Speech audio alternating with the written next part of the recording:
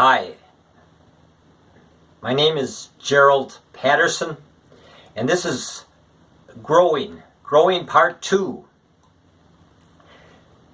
Check out Growing Part 1. And I'm pleased as punch that you came back to Part 2. Thank you. As the frisbee was flying through the air toward me, I was wondering why the frisbee was looking bigger and bigger as it was getting closer and closer. And finally, it hit me. It hit me in the head. I was reading a book recently. It's called Mental and Spiritual Health. The book is out of print. It's an old book. It's from Dr. Frederick von Gagern. He was an old Catholic psychiatrist. And there was a quotation in that book that hit me in the head. It hit me in the head like that frisbee hit me in the head. Dr. Gagern says, man or mankind is destined by nature for a life of growth, a life of increasing fulfillment. So if we are destined by nature for a life of growth, a life of increasing fulfillment, why fight it? When we are constantly striving to improve ourselves, when we are constantly changing for the better, we are growing. And when we are growing, we are fulfilling our destiny. And when we are fulfilling our destiny, we are peaceful people. We are happy people. Now, I did some research and I put together a collection of quotations, the best of the best quotations that I could find related to the theme of growing. And I put these quotations along with my comments on these quotations in my own book. It's called The Growth of the Human Spirit. The Growth of the Human Spirit. Now, in my book, I have over 200 quotations, maybe more like 250 quotations. But today, I'd like to just give you a sampling of quotations in my book. Now, remember, this is not my wisdom. This is the wisdom of the people that I quote. Starting off in the category of strength, growing in strength. Oh, do not pray for an easy life. Rather, pray to be stronger men and women. Philip Brooks. Courage, growing in courage. Always do what you are afraid to do. Ralph Waldo Emerson. And look fear in the face. You must do the thing which you think you cannot do. Eleanor Roosevelt. Goodness, growing in goodness. Unless we live up to the spirit of goodness, we live down to the level of mental slavery and moral mediocrity.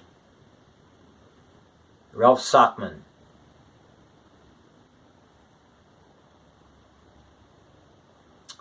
Love, growing in love.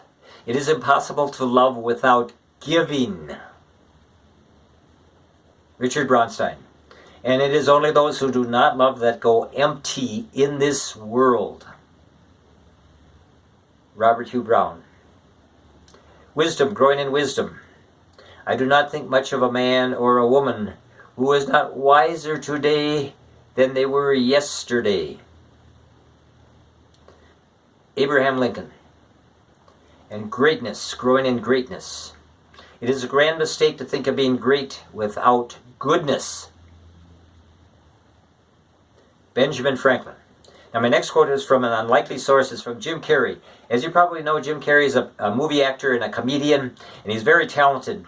But for me, he's not an example of a good role model. But I did find an interesting quote from Jim Carrey, and before I give you that quote, I'd like to give you one of his weird jokes. Jim Carrey was speculating about what hell might be like, and he said maybe hell is just having to listen to our grandfathers breathe through their noses when they're eating sandwiches. Now, a serious quote from Jim Carrey. As you know, Jim Carrey is rich and famous. This is what he says. I think everybody should get rich and famous and do everything they ever dreamed of so they can see that it is not the answer. So what is the answer? Well, as I understand it, Jim Carrey had 2 failed marriages. So apparently a marriage was not the answer for him. And after that, Jim Carrey partnered for 5 years with a former Playboy bunny. But they broke up also. So apparently that was not the answer. And Jim Carrey did a bungee jump off a high bridge. But apparently that was not the answer. So if Jim Carrey came up to you and he said, I have everything and I've done everything, but it is not the answer. So what is the answer?